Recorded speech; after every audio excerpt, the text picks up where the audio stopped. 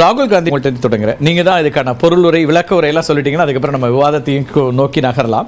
இன்றைக்கு இந்த கட்சி கொடி அப்படிங்கிறது கொடியினுடைய அம்சங்களா எதெல்லாம் சொல்ல வருவீங்க? ஒரு அரசியல் கட்சி ஒரு கொடியை தொடங்குகிறது. வரக்கூடிய ஒரு அரசியல் கட்சி நிச்சயமாக எல்லோருக்குமான ஒரு தளம் இருக்கிறது. புதியவர்கள் நிறைய அரசியலுக்கு வரணும் அப்படின்லாம் சொல்லப்படக்கூடிய இடத்துல திரு விஜய் நானும் வருகிறேன் அப்படின்னு வராரு. அவரோடு நிறைய இளைஞர்கள் வரப்போறீங்கன்னா என்ன செய்தியை இதன் மூலமாக சொல்கிறீங்க?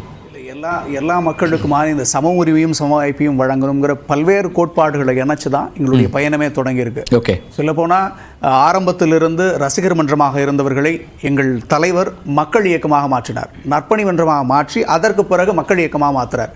அந்த மக்கள் இயக்கத்தை இன்றைக்கு ஒரு பெரும் இயக்கமாக மாற்றி தமிழக வெற்றிக் கழகம் என்கிற ஒரு கழகமாக மாற்றி இன்னும் அதிகமான அதிகாரத்தோடு இந்த மக்களுக்கு நல்லது செய்ய வேண்டிய கடமையில் நாங்கள் இருக்கிறோம். இந்த மக்கள் எங்களுக்கு அளித்த அந்த பரிசை மறுபடி அந்த மக்களுக்கே கொடுக்கறதுக்கான முன்முயற்சியாக தான் எங்களுடைய எல்லா செயல்பாடுகளும் இருக்குது. இந்த செயல்பாடுகளையும் அப்படித்தான் எங்களுடைய தலைவர் அவர்களும் பொதுச் செயலாளர் அவர்களும் முன்னிறுத்திருக்கிறாங்கிறத நாங்கள் சொல்ல கடமைப்பட்டோம். ஏற்கனவே களத்தில் பணியாற்றி கொண்டிருக்கக்கூடிய கட்சிகளில் இதே கருத்துக்களை தான் எல்லாரும் சொல்கிறாங்க.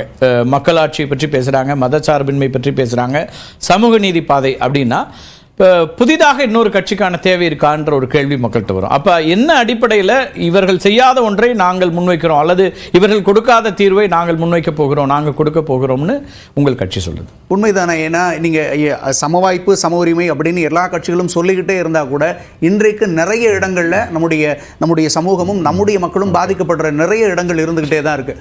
அப்படியான இடங்களை நிவர்த்தி செய்யக்கூடிய ஒரு பணியை செய்வதற்கான வேலையை தான் நாங்கள் கையில் எடுத்துருக்கிறோம்னு நினைக்கிறோம். 2 யானைகளை சிம்பல்ல சொல்லியிருக்கீங்க. நடுவில் வாகை பூ இருக்கு, வாகை சூட போகிறோம் அப்படிங்கிறதுக்கான மலர்னு வச்சுக்கலாம். உண்மைதான். 2 யானைகள், யானை மாதிரி இருக்கக்கூடிய பெரிய கட்சிகள், ஆட்சி பொறுப்பில் இருக்கக்கூடிய 2 திராவிட கட்சிகள் இருக்கு. அதுக்கு இடையில ஒரு வாகை மலர் அப்படிங்கிறது எப்படி தனிச்சு நிற்க முடியும், வெற்றி பெற முடியும் நினைக்கிறீங்க தேர்தல் களத்தில்? இல்லை, அந்த 2 யானைகள் எதற்கு அப்படின்னு அதற்குண்டான சரியான பதிலை எங்களுடைய தலைவர்கள் மாநாட்டில் சொல்வதாக எனக்கு அது புரியவே இல்லைங்க. எனக்கு ஒரு கட்சியை எப்போ தொடங்குறேன்னு அறிவிச்சிங்க? 2 பிப்ரவரி 2 அன்றைக்கு கட்சியினுடைய, அதுக்கு பிறகு இத்தனை மாதம் கடந்து வந்துட்டோம். அதுக்கு பிறகு கொடி அறிமுகம், கொடியினுடைய அதில் சொல்லப்பட்டிருக்கிற செய்திகள், அதுக்கு பின்னாடி இருக்கக்கூடிய தத்துவம் என்ன என்பதை மாநாட்டில் சொல்லுவோம். மாநாட்டில் அதுக்கு பிறகு தேர்தல் நேரத்தில் சொல்லுவோம் அப்படின்னு ஒரு கட்சி போக முடியுமா? இது என்ன சஸ்பென்ஸ் வச்சு அடுத்தடுத்த காட்சிகளை நகர்த்தக்கூடிய திரைப்படமாக அதை பார்க்க முடியுமா? என்ன அதுக்கு பின்னாடி இருக்கக்கூடிய ஐடியா என்ன? இல்லை, அப்படி கிடையாது. என்னன்னா அதனுடைய இன்னைக்கு அதை உண்மையிலே ஒரு விஷயம் சொல்லணும்னா, எங்கள் தலைவர் இன்றைக்கு அதை எல்லா விஷயத்தையும் சொல்லியிருந்தார்னா அவர் சொல்கிற ஒரே விளக்கமாகத்தான் அந்த விளக்கம் ஏற்கப்பட்டிருக்கும். ஆனால் இன்னைக்கு அதன் பொருட்டு பல்வேறு விவாதங்கள் இன்னைக்கு எல்லா இடங்களிலும் நடந்து கொண்டிருக்கிறது. அது உங்களுக்கே தெரியும். நாங்கள் ஒரு விளக்கத்தை சொல்லியிருந்தால் அந்த ஒரு விளக்கம் உண்மையான விளக்கமாக ஏற்றுக்கொள்ளப்பட வேண்டிய சூழல்ல இன்னைக்கு அது சார்ந்து அந்த விவாதத்துக்கே வழி இல்லாமல் முடிஞ்சிடும் இல்லையா? இதுதான் திரு விஜய் அவர்கள் முன்வைக்கிறார், இந்த கட்சி முன்வைக்குது அப்படின்னுட்டா அந்த விவாதங்களே போகாது. இப்போ அரசியல் களத்துக்கு வந்த பிறகு விவாதம் எதை நோக்கி வைக்கணும்? ஒரு புதிய அரசியல் கட்சி உள்ள வருதுன்னா இங்கே இருக்கக்கூடிய கட்சிகள் அல்லது இங்கே இருக்கக்கூடிய அரசியல் சூழலை கேள்விக்குள்ளாக்குவது அல்லது அதில் இதுதான் எங்களுடைய பாயிண்ட் அப்படின்னு ஒவ்வொரு முக்கியமான இஷ்யூஸில் பேசணும். அதை நோக்கி நகர வேண்டிய விவாதம் அல்லது அதை நோக்கி பேசப்பட வேண்டிய விஷயங்கள்ல இன்னமும் கட்சி கொடிக்கு பின்னால் என்ன இருக்கிறது அல்லது அவர் என்ன சொல்ல வருகிறார் அப்படின்னா யூகங்கள் அடிப்படையிலே ஒரு விஷயத்தை நகர்த்த வேண்டிய ஒரு இடத்துக்கு ஏன் நகர்த்துறீங்க? இல்லை, அப்படி கிடையாது. எல்லா விஷயங்களையும் ஒரு கியூரியாசிட்டி இருக்குன்னு சொல்றீங்க இல்லையா? அந்த மாதிரி தான், அந்த மாதிரியான ஒரு முன்னெடுப்பாக தான் இதை பண்றாரு. ஓகே, வேற மாதிரி இல்லை. ஓகே, பேசலாம். கார்த்திகேயன், எப்படி பார்க்குறீங்க? ஒரு புதிய கட்சி ஒரு இளைஞர்கள் மத்தியில் மிகப்பெரிய அளவுக்கு ஆதரவை பெற்றிருக்கிற, என்ன சொல்லப்போனால் திரையை பொறுத்த வரைக்கும் எல்லோருடைய ஆதரவையும் பெற்றிருக்கக்கூடிய ஒரு கமர்ஷியல் ஹீரோ, ஒரு மாஸ் ஹீரோ அப்படின்னா ஒரு வருகிறார். அவருடைய வருகை ப்ளஸ் இன்றைய இந்த நிகழ்வு அப்படிங்கிறது ஒரு பத்திரிகையாளராக நீங்கள் எப்படி பார்க்குறீங்க? நீங்கள் பேசுலேருந்தே நானும் எடுத்துக்கிறேன். வழக்கமாக ஒரு படத்திற்கு ஒரு டீசர், ஃபஸ்ட்டு ஒரு டைட்டில் வரும், அப்புறம் ஒரு டீசர், அப்புறம் ட்ரெய்லரு, அப்புறம் பாட்டு வரும், அதுக்கப்புறம் கடைசியாக சினிமா வரும்.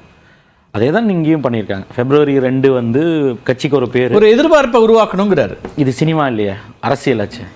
நம்ம இங்கே மக்களுடைய இறந்து களத்தில் இறங்கி போராட வேண்டிய விஷயம். இது ஒரு இது என்டர்டெயின்மெண்ட் கிடையாது. ஜனரஞ்சகப்படுத்துறதுக்கு மக்களை என்டர்டெயின் பண்ணுறதுக்கான விஷயம் கிடையாது.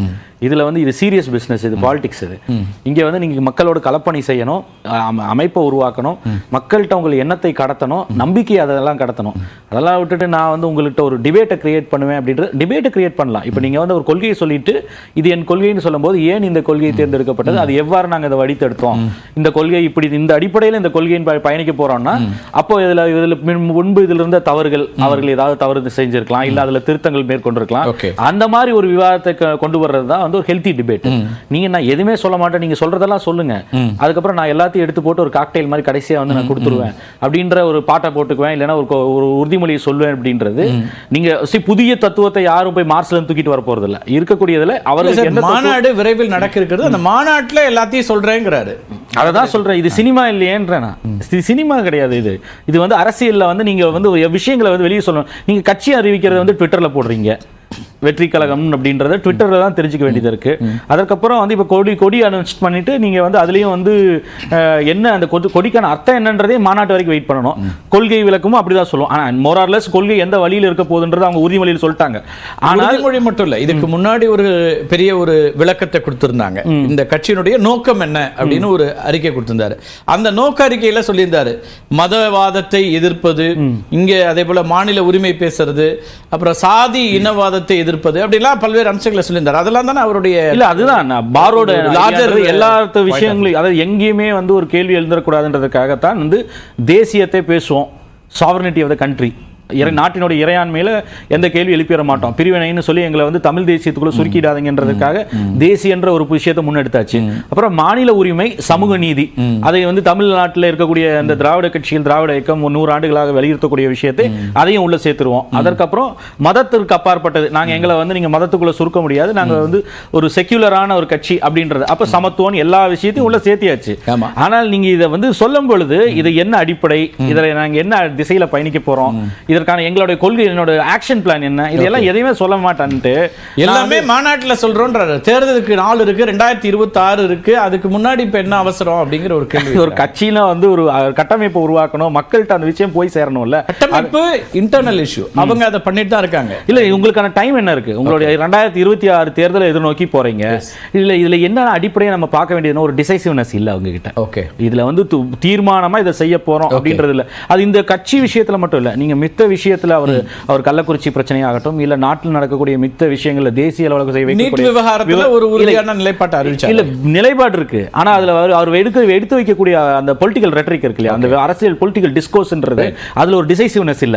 அதுல வந்து எப்படின்னா வந்து நான் கள்ளக்குறிச்சியை பேசினாலும் திமுக மனங்கோணாமல் நடந்து கொள்ள வேண்டும், தேசிய அளவில் இருக்கக்கூடிய பிரச்சனைகள் பாஜக விமர்சனம் செய்யும் போதும் பாஜகவை கடுமையான விமர்சனம் வைக்கக்கூடாது அப்படின்ற ஒரு டிசைசிவ்னஸ் இல்லாம ரொம்ப இன்டிசைசிவா இருக்காருன்றது அப்பட்டமாக தெரிகிறது. அதனால தான் வந்து நீங்க அந்த நிலைப்பாடு எடுக்கக்கூடிய யாருமே வந்து மக்களுடைய எண்ணத்தை வென்றெடுத்தது.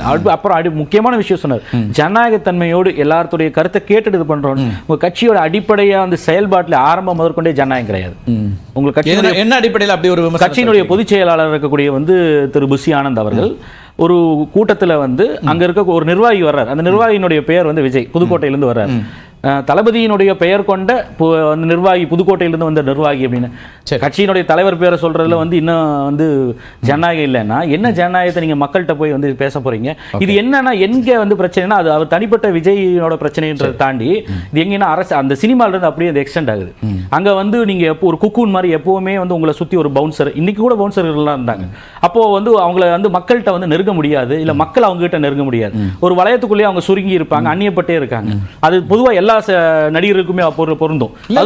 அரசியல் தலைவர்களுக்குமே பவுன்சர்ஸ் தானே போறாங்க. நான் மறுக்கல, ஆனா அவர்கள் என்னன்னா மக்களோட பயணிக்க. இப்ப ராகுல் காந்தி போறாரு இல்லையா, பாரத் ஜோடோ, யார் வேணாலும் போக முடியும்.